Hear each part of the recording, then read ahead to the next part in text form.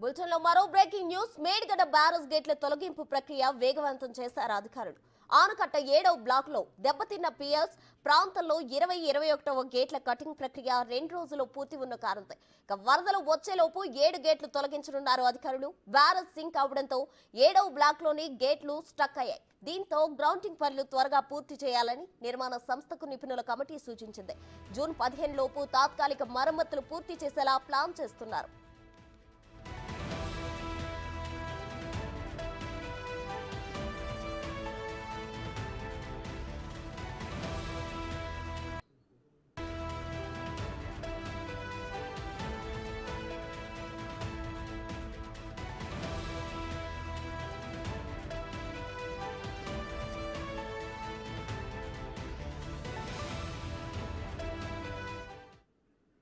మరిన్ని వివరాలు మా ప్రతినిధి వేణు లైవ్ లో అందించడానికి సిద్ధంగా ఉన్నారు. వేణు, చెప్పండి. అయితే మేడిగడ్డ బ్యారేజ్ కు సంబంధించి అధికారులు అయితే టెంపరీగా తాత్కాలికంగానే జూన్ 15లోగా ఈ ప్రక్రియ అంతా పూర్తవుతుంది అంటున్నారు. ఇక పర్మనెంట్ గా చేయాలి అంటే ఎంత టైం పట్టే ఛాన్స్ ఉంది?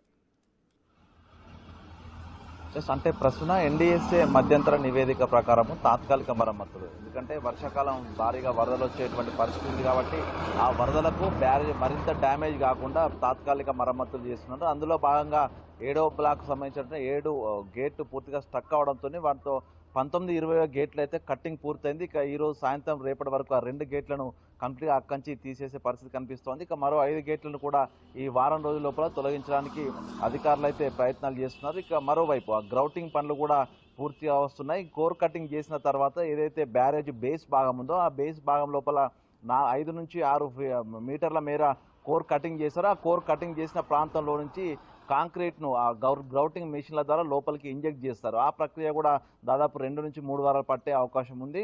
వరదలు వచ్చిన తర్వాత ఆ డౌన్ స్ట్రీమ్ వైపు ఉన్నటువంటి ఇప్పటికే ఆ కాంక్రీట్ ఒక్కొక్క బిల్లలు కూడా పూర్తిగా కొట్టుకుపోయినాయి కాబట్టి ఆ ప్రదేశం లోపల ఇసుక, అదేవిధంగా దానిపైన కంకర కూడా ఏర్పాటు చేసి దాన్ని ఒక బెడ్ ఏర్పాటు చేస్తున్నారు. దాని మీద కాంక్రీట్ సంబంధించినటువంటి భారీ స్థాయి రాళ్ళు కూడా అక్కడ పేరుస్తూ ఉన్నారు. అయితే ఆ వైపుగా షీట్ పైల్స్ కూడా నిన్నటి నుంచి షీట్ పైల్స్ అక్కడికి రావడం జరిగింది. దాదాపు 38 ఫీట్ల పొడవు ఉన్నటువంటి షీట్ పైల్స్ను కూడా మెషినరీ సాయంతో డౌన్ స్ట్రీమ్ అంటే దిగువ భాగాన గేటుకు సంబంధించి ఈ యొక్క 7వ బ్లాక్కు సంబంధించి దిగువ భాగాన కూడా వాటన్నిటి కూడా ఒక్కొక్కటిగా వాళ్ళైతే ఏర్పాటు చేసిన పరిస్థితి కనిపిస్తూ ఉంది. మొత్తానికి వరదలను తట్టుకోవడానికి అంటే వచ్చేటువంటి వరదలు దాదాపు 22 నుంచి 28 లక్షల క్యూసెక్ల వరద రావచ్చు వర్షాకాలం ఈసారి అంటూ కూడా అంచనాలు వేస్తున్నారు. కాబట్టి ఆ వరద వచ్చినా కూడా ఈ యొక్క బ్యారేజ్ ఎటువంటి ప్రమాదం అంటే మరింత సింక్ కాకుండా మరింత డ్యామేజ్ కాకుండా ఉండడానికి అయితే ఏర్పాటు చేస్తున్నారు. అయితే వర్షాలు కూడా ఈసారి ముందస్తుగా వచ్చే అవకాశం ఉందంటూ వాతావరణ శాఖ చెప్పడంతో నిన్న ఈ యొక్క పరిరక్షణ కమిటీకి సంబంధించిన చీఫ్ ఇంజనీర్ పరిశీలించారు. అందులో ప్రధానంగా